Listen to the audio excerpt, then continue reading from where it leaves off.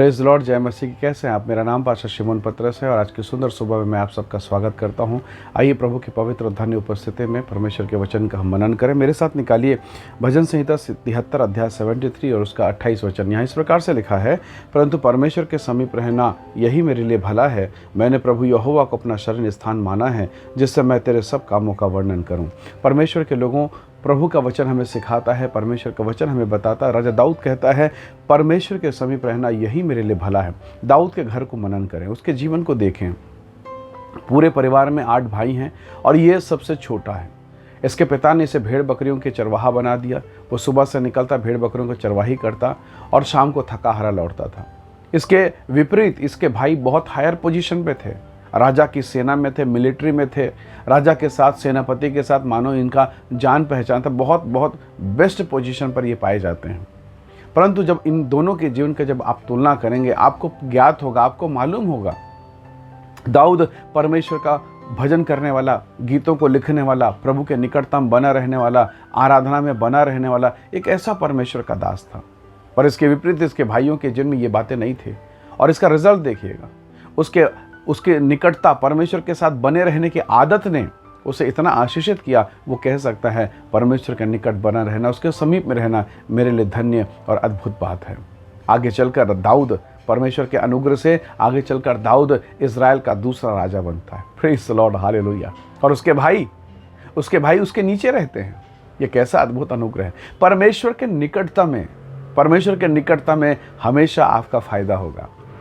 हाँ, वर्तमान समय के लिए, थोड़े समय के लिए संभव है कि आपको लगे कि आपका नुकसान हो रहा है। परमेश्वर के लोगों, आपको मालूम है, यूसुफ परमेश्वर का महान सेवक, परमेश्वर का दास, उस पर झूठा दोषारोपण लगाया गया। उसके भाइयों ने गड्ढे में डाल दिया, इस्माइलियों के हाथों में बेचा, बंदीगृह में डाला गया, पोतीफर की पत्नी ने दोष रखा, कितनी बातें उसके साथ हुआ। पर फिर भी वो परमेश्वर के अनुग्रह में बना रहा। Praise the Lord, hallelujah. उसके निकटता में बना रहा और रिजल्ट ये हुआ कि परमेश्वर ने उसे मिस्र देश का प्रधानमंत्री नियुक्त कर दिया। Hallelujah, praise the Lord.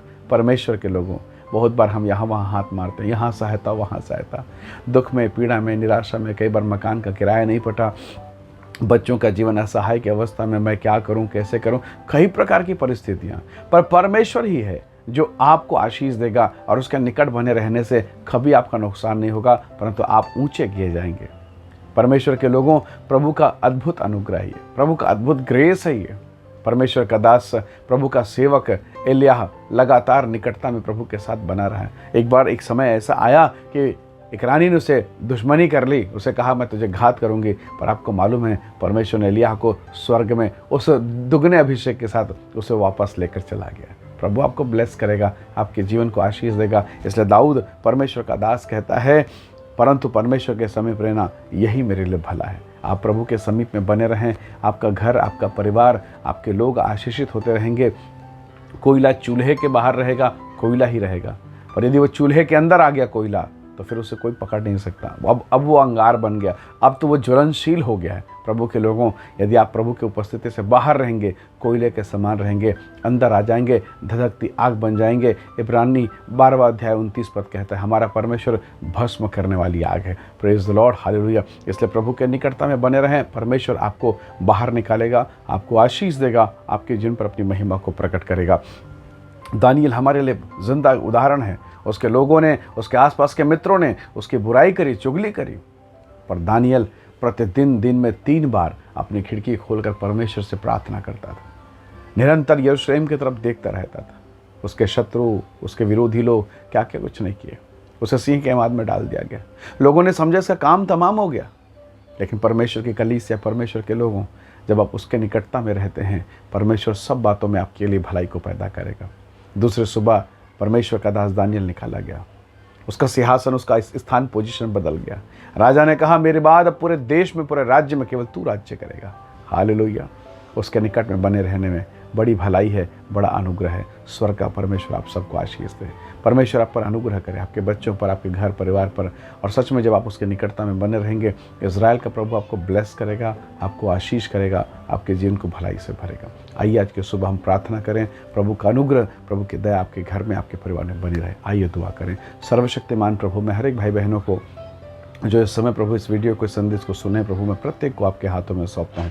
अपनी स्वर्गीय सामर्थ, अपनी अनुग्रह, अपनी दया को प्रकट कर और हम ये जानने पाएँ, समझने पाएँ प्रभु कि तेरे निकट में आनंद की भरपूरी है। तेरे निकट बना रहना हम सब के जीवन के लिए आशीष का कारण है प्रभु।